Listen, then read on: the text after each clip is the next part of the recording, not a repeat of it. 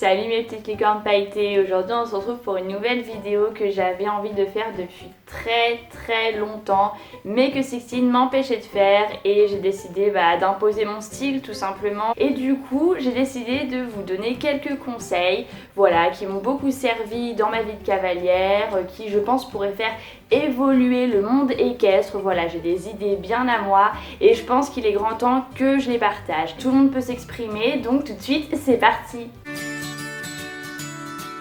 À ce qui paraît, selon les pros, si vous avez un problème, je sais pas, au galop par exemple ou au saut, faut revenir dans les allures inférieures, faut prendre son temps, faut travailler, etc. Mais ces gens-là, clairement, ils sont complètement dans la compétition et je vais vous expliquer pourquoi. Tout simplement parce qu'en faisant ça, ils freinent votre rythme d'entraînement.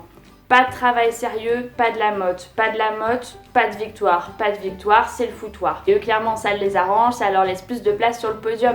Enfin, prendre son temps, travailler, etc., ça va bien un temps. Si au bout de 2 ou 3 séances, votre travail ne porte pas ses fruits, il faut pas s'obstiner. Voilà, faut investir dans les rênes allemandes, dans les enraînements, faut changer de mort pour quelque chose de plus dur, dans les éperons aussi, parce qu'à un moment donné, on n'a pas le temps pour ça, les frères. On est là pour la gagne, on est là pour en mettre plein les yeux. Vous voyez, on a un petit peu les Beyoncé de l'équitation, donc faut envoyer du lourd. On n'a pas le temps pour ça.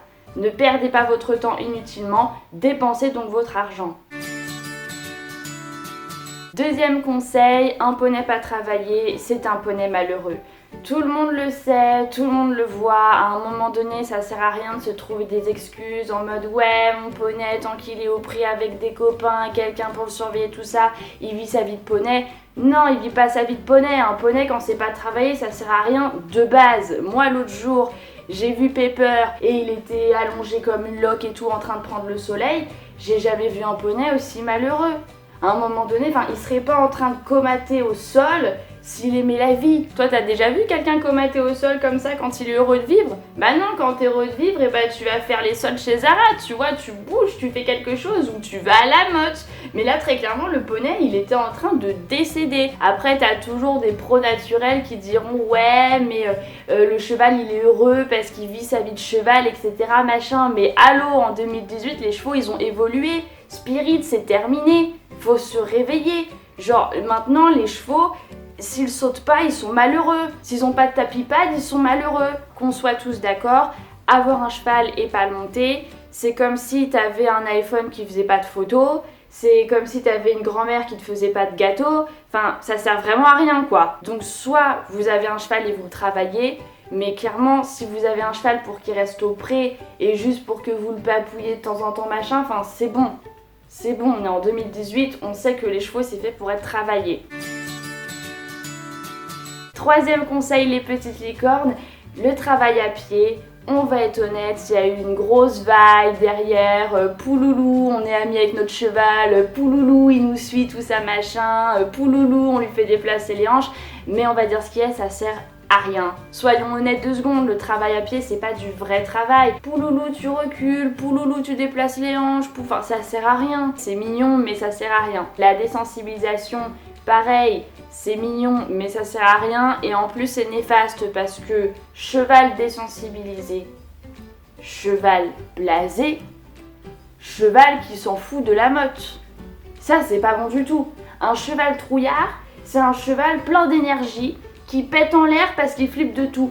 Et ça fortifie l'assiette. Parce que quand ton cheval il a peur d'une flaque en balade, et toi il faut que tu tiennes quand il part en rodéo. Fallait y penser les licornes. Le conseil suivant, ça sera quelque chose qui est vraiment issu de ma philosophie, mais je pense vraiment qu'on gagnerait à me suivre sur ce coup-là. Faites-moi confiance les licornes. C'est vrai qu'il y a beaucoup de gens qui gueulent parce que y a des débourrages qui sont effectués trop tôt, genre vers 2 ans, 2 ans et demi, 3 ans, etc. Moi je propose, au lieu d'attendre, de se faire chier à faire du travail à pied, voilà, toi-même t'as compris, ça sert à rien, mais débourrons-les à 1 an. On perd moins de temps, on gagne quelques années avant la retraite et tout le monde est content. Je vous entends brandir vos claviers pour me dire Priscille, qu'est-ce que tu racontes, c'est encore des bébés, machin, mais quand on y pense, c'est la suite logique des choses. À 2 ou 3 ans, la croissance d'un cheval, elle n'est pas terminée. Alors pourquoi ne pas gratter un an de plus ? Le prochain conseil sera un conseil éducatif, de méthode, etc. Parce qu'on m'a très souvent dit que quand, par exemple, vous emmenez votre cheval face à un obstacle et qu'il dérobe, il refuse ou qu'il a peur de quelque chose, par exemple en balade, c'est que face à un problème, face à une situation, il va vous proposer des solutions. Et que dans ce genre de situation, il ne faut pas se laisser démonter, mais il ne faut pas s'énerver non plus, parce que voilà, le cheval est une proie, est un animal, qu'il a peur, qu'il comprend pas, etc. Et du coup, dans ce genre de moment, il ne faut pas se laisser démonter, il faut vraiment lui indiquer avec fermeté ce que vous attendez de lui, et dès qu'il détient la bonne réponse, la bonne solution, faut le récompenser. Mais c'est du bullshit, c'est des conneries. Parfois, il y a des chevaux, ils se foutent vraiment de ta gueule. Je suis désolée, il n'y a pas d'instinct animal ou quoi que ce soit qui rentre dans le jeu. Parfois, il y a des chevaux, ils te font chier, ils font exprès. Et dans ce cas-là, cravache, cravache. Et si ça marche pas, calache, calache.